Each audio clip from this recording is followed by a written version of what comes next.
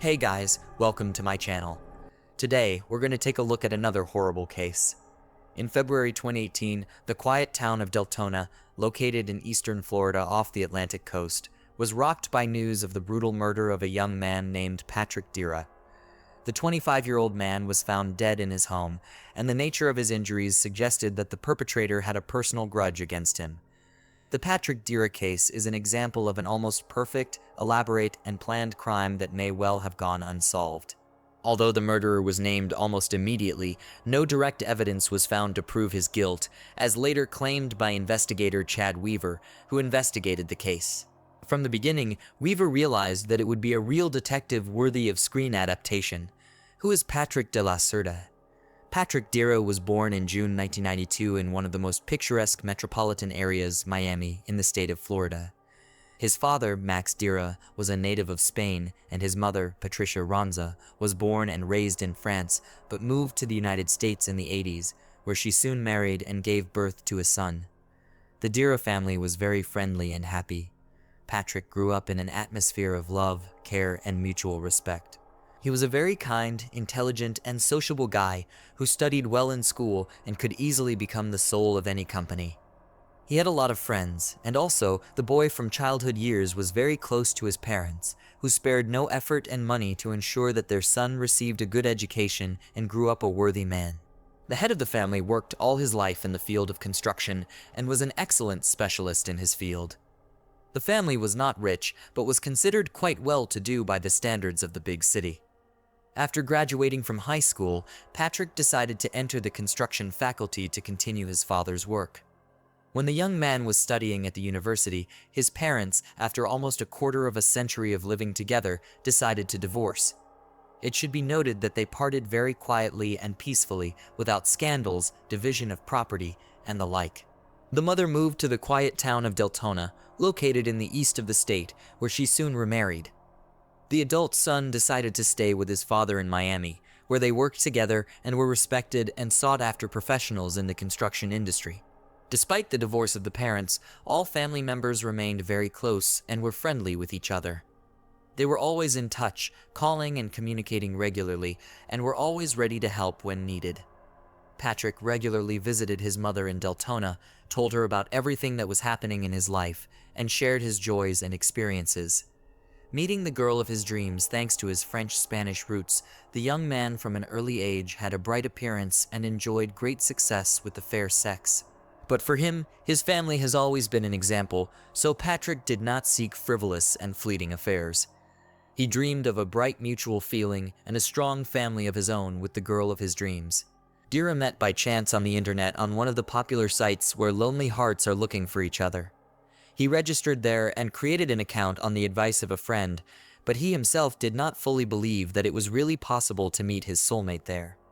One June evening in 2017, without much enthusiasm, he was flipping through the profiles of girls on the site when suddenly his attention was attracted by a photo that depicted a searing brunette with a rather unusual bright appearance. She had big, just bottomless eyes and a charming smile. Patrick was literally enchanted and decided to write to the beautiful stranger. She responded to his message, and a relaxed communication started between them. The girl's name was Jessica Devaney. She was born in 1988 in the city of Orlando, located in the central part of the state of Florida. After graduating from high school, she entered one of the local universities where she studied banking, and after graduating, she got a job at a bank branch in her native Orlando. Jessica was also immediately attracted to the handsome young man. For a few days, they corresponded actively on the website and then decided to exchange phone numbers. For the next couple of weeks, they called each other every evening and talked for hours about everything. The couple quickly developed mutual sympathy and trust, so the young people decided to meet in real life. But since they lived in different parts of the state, they chose a place about halfway to each other for the meeting. Already on the first date, Patrick realized that Jessica was the girl he had been looking for so long and whom he now did not want to let go. She also liked him immediately, and Jessica was a little confused by the age difference because she was 4 years older than Patrick. On the way home, Patrick called his mother and told her that he had met the girl of his dreams whom he wanted to marry and start a family. Patricia heard the joy and excitement in her son's voice, realized that he was serious, and was happy for him. This long-distance relationship lasted several months, which was a big problem because the couple could only see each other on weekends, somewhere neutral. Usually, they rented a hotel room in some cozy, secluded place and just enjoyed each other's company. But on Sunday night, everyone flew back to their homes because they had to go to work on Monday morning. Marriage proposal. In December 2017, Patrick moved to Delton, where his mother lived, to be closer to his sweetheart. He bought a house there in a quiet neighborhood and began to carry out some repair work, preparing a cozy nest for the move of his chosen one. But Jessica could not yet immediately leave work, and they planned a housewarming party for early spring next year. On the eve of the new year, which the couple met together, the young man decided to make his girlfriend a surprise. He arranged fireworks in the backyard of the house, and while Jessica admired the fireworks, he got down on one knee and held out a box with a ring, asking her the most important question: will she become his lawful wife? Jessica was unspeakably happy and, of course, answered him in agreement. Patrick admitted that he had been looking for a ring suitable for the engagement for a long time, but he had not found the perfect one in any of the jewelry stores. All of them seemed to him not beautiful and refined enough for such an occasion. He chose the best of what was available to be able to make a proposal before the new year, but ordered another one in the jewelry workshop, an exclusive ring the design of which the young man came up with himself. Something had happened to Patrick. 2 months had passed since the engagement, preparations for the wedding, and the upcoming housewarming were in full swing. The couple's choice was approved by their parents, and they themselves were unspeakably happy, preparing for a new stage of their lives. The young people planned to arrange a lavish celebration in Miami, on the shores of the Atlantic Ocean, or in France, where the groom's mother was from. On February 27, 2018, Max Dira, Patrick's father, received a call from a courier. The father's number was listed as an additional contact. The courier reported that his son's order was delivered to the specified address, but the customer did not open the door and did not answer the phone. This was very unlike Patrick, so the father immediately got worried. But since he was at work at that moment and could not go to pick up the order, and at the same time to check if everything was all right with his son, Max decided to ask his future daughter-in-law. He called Jessica and, with anxiety in his voice, said that he couldn't reach his son. Jessica herself had been trying to contact her fiancé since morning, but he didn't answer messages and calls. When she mentioned this to Patrick's father, Max pronounced, "Something must have happened to Patrick." Jessica immediately dropped everything she was doing and headed to the groom's house as fast as she could. When she pulled up, she immediately saw Patrick's car in the driveway, which indicated that he hadn't gone anywhere. Since she had her own key, Jessica entered the yard and called out loudly to her lover several times, but there was no response. Jessica carefully opened the front door and saw a horrifying picture. Her fiancé was lying practically at the entrance in a pool of his own blood. He showed no signs of life. Jessica immediately rushed to call the emergency services, but the paramedics who arrived on the scene were unable to help Patrick and only declared him dead. By the time the police arrived, a distraught Jessica was sobbing in the backyard of the house where Patrick had proposed 2 months earlier. When one of the officers approached her, she only looked at him and told him she knew who had massacred her lover and ruined her entire life: a rich and powerful ex-boyfriend. To understand this difficult case, and to understand who could want to kill a young guy who at first glance had neither enemies nor ill-wishers, you need to go back a little bit at the time when he and Jessica just met.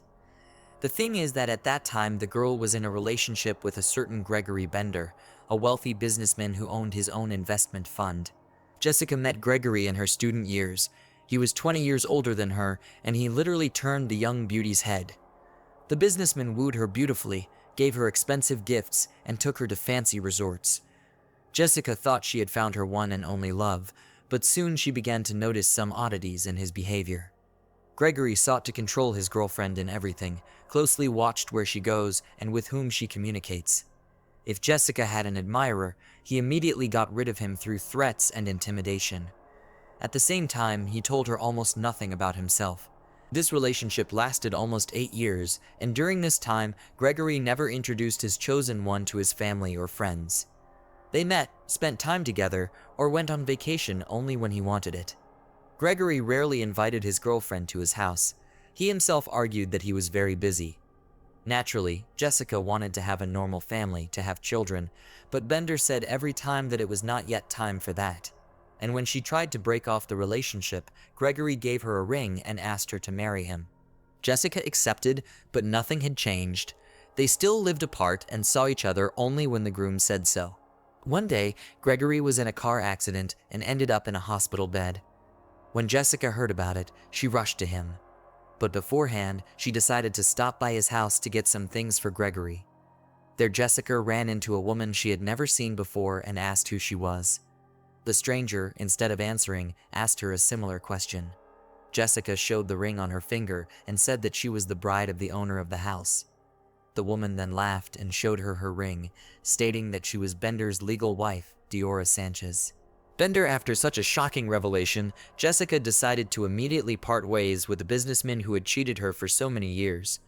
However, the boyfriend began to literally pursue Jessica, begging her to return, promising that he would divorce Diora in the near future and then they could get married. She once again believed this man, but time passed and nothing in their relationship did not change.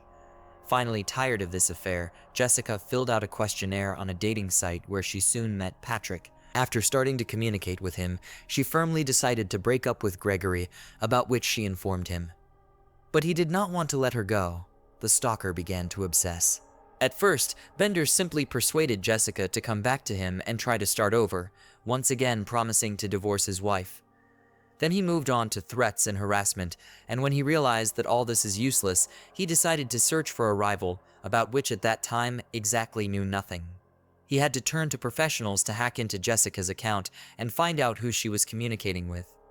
After finding out who Patrick was and obtaining his contacts, Gregory began sending him threatening messages and demanding that he break up with Jessica, calling her his fiancée.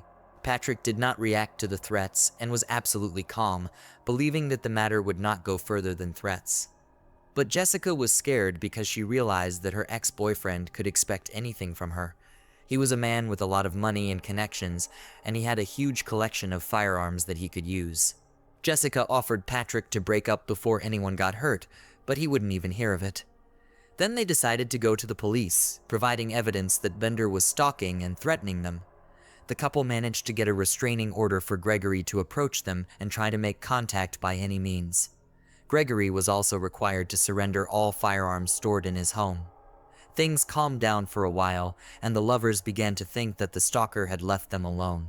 However, Jessica convinced Patrick that it was necessary to install CCTV cameras around and inside the house because she feared that Gregory might violate the ban.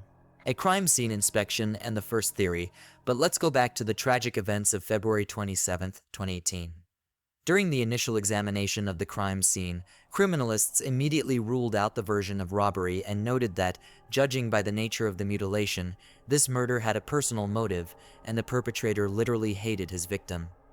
On the body of a 25-year-old guy counted 4 gunshot wounds, in the thigh, in the chest, and 2 in the head. In addition, the experts found injuries and bruises characteristic of a fall from a ladder.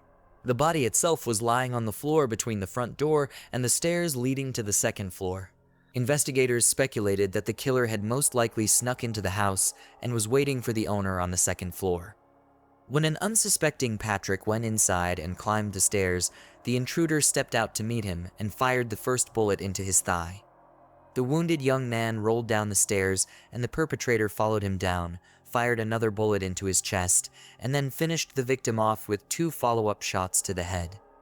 The murder weapon was not found, but it was a rather rare model of pistol which was not easy to obtain. The first shell casing was found on the second floor of the house. 2 more similar shell casings were found downstairs, but the 4th shell casing was not there, so it was assumed that the perpetrator took it away with him, perhaps as a trophy. Despite Jessica's words that she knows who killed her fiancé, the first under suspicion was the neighbor of the murdered man with whom they had a serious conflict a couple of months ago. The man was a combat participant and a veteran of the U.S. Army, was wounded and severely concussed in the war, against which he developed a mental disorder. He was excellent with firearms and could easily get a rare model of gun. In December 2017, the veteran mistook his new neighbor for a burglar and opened fire. Luckily, no one was hurt at the time, but the neighbor was hospitalized in a psychiatric hospital due to an exacerbation of his disorder. After he returned home, he constantly followed Patrick, called him a spy, and promised to bring him out in the open. The mentally ill neighbor could indeed have a motive created by his unhealthy imagination, so the man was detained and decided to interrogate. He made no secret of his intense dislike for Patrick, but at the time of the murder itself, he had a 100% alibi, which was confirmed by several people. Searching for evidence and trying to provoke the perpetrator, so the version of the robbery from the very beginning canceled because in the house everything was in its place, and the money and valuables remained untouched. Only hard disks with recordings made by video surveillance cameras were missing, so it was impossible to trace who entered and left the house that day. In addition, no evidence at all was found at the crime scene. Forensic experts could not find a single fingerprint, shoe print, or DNA trace. The murder was carefully thought out and planned, and although the investigation had little doubt that Gregory was behind it all, it seemed at the time that he could get away with it. The police decided to go on the sly and asked Jessica to call her former lover and bring him to a frank conversation. Jessica agreed without hesitation. She dialed Bender's number and made a spectacle of herself. She blamed him for what had happened, cried, and kept asking why he'd done it. But Gregory seemed to have figured out what the investigators were up to from the start and persisted in pretending he didn't understand when Jessica said that he killed her fiancé. The businessman pretended to be surprised by this news and after expressed his condolences to the ex-girlfriend. To get Gregory to confess, to make him mad, or to force him to commit a blunder never succeeded. The police had no reason to detain or question the man. He could only be called to testify, but he honored the restraining order and seemed to have let the ex-girlfriend go long. The killer notes while the investigation was treading water, trying to find any clues, the police received a call from Diora Sanchez Bender saying that she had important information about the Patrick Dira case. The woman was immediately invited to the station for an interview, where she said that shortly before the crime, she saw a strange notebook on her husband's desk in his office. Looking into it, Diora found a detailed plan of some stranger's house, and next to it, there was a strange algorithm of actions. She hadn't paid any attention to it at the time, but when Diora saw a news report about the brutal murder of a young man, and the story showed the plan of his house, she immediately remembered the sketches of her unfaithful husband, with whom she was on the verge of divorce, and decided to tell the investigators. This information gave the police enough reason to search the house of the alleged perpetrator. The mysterious notebook, about which the wife of the businessman spoke, was found in the office, but the pages with the plan of the house and other records were removed. However, they were soon found in the office, but in a trash can that Gregory had apparently failed or forgotten to empty. He had simply ripped out the pages, crumpled them up, and tossed them in the trash. Apparently, he was confident that his house would not be searched since there was no evidence against him on the sheets of paper. In addition to the layout of the house, there was a detailed plan of the crime itself. It became clear that the criminal had prepared long and thoroughly, working out every point. In particular, it was said about the need to turn off the phone, use gloves, and lubricate the soles of shoes with a special compound so that it did not leave traces on the floor. From the records, it became clear that Gregory followed his victim, knew what time Patrick returned home, and was aware of the presence of surveillance cameras in the house and yard. In addition, Gregory made sure to dispose of the crime weapon, dirty clothes, shoes, and gloves.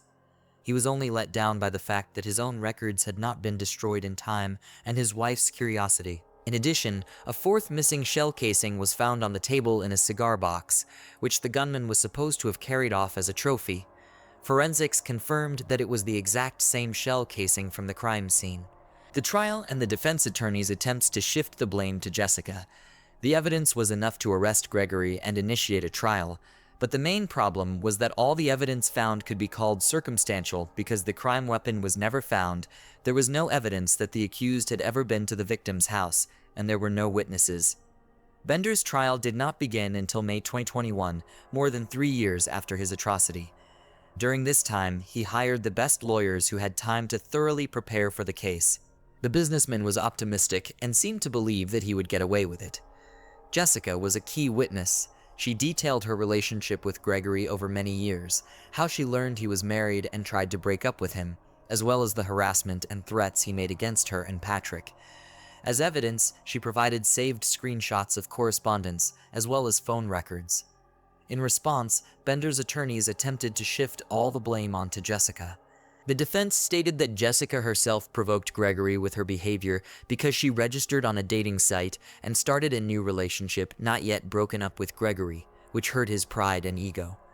Also, Jessica was accused of mercantilism, noting that she liked to receive expensive gifts from a rich suitor. The main evidence, sheets with records of the murder plan, the lawyers called only a fantasy of a wounded man who wanted to take revenge on his rival. At the same time, the defense insisted that the defendant did not go further than plans and fantasies, so his traces at the scene of the crime were not found. In addition, according to the lawyers, the search in the house of their client was illegal and was conducted with violations, and therefore, the second evidence, a shell casing, he could simply plant it in the process. The crime weapon was also not found, and the model of the gun Jessica identified from a picture, saying that she had previously seen it in the collection of her boyfriend, but she could be wrong because she was not well versed in weapons. Ex-wife testimony and final judgment. At one of the sessions, the defendant's now ex-wife, Diora Sanchez, was called as a witness. The man who had hitherto looked indifferent suddenly became animated and unexpectedly confessed his love for her. The ex-wife was moved by this confession and apparently changed her mind about testifying against Gregory. She confused her testimony, citing her forgetfulness, and finally added that she had lived with the man for many years and doubted that he was capable of murder. Despite attempts by defense attorneys to challenge the legality of the search of the defendant's home, despite his ex-wife's unexpected statement, and despite the lack of direct evidence, the jury, after hours of deliberation, still found Gregory Bender guilty of first-degree murder. He was sentenced to life imprisonment, barring him from ever being eligible for parole. As the judge read out the sentence, the defendant stared at Jessica intently, seemingly without even blinking. He was literally glaring at her, which made her feel sick and almost had a panic attack. She sat next to her late fiancé's mother and at one point began sobbing and literally choking. Despite numerous attempts by Bender and his highly paid lawyers to appeal the verdict and get the case reviewed, all of their appeals were rejected. Not the least role in this played a wide resonance of the case in society because a wealthy millionaire businessman in cold blood massacred a simple working man and tried to get away with it. The story of Patrick Dira was widely covered in the press, with Gregory Bender still behind bars at the moment. Jessica Devani says she feels safe and continues to live for Patrick and keep his memory alive.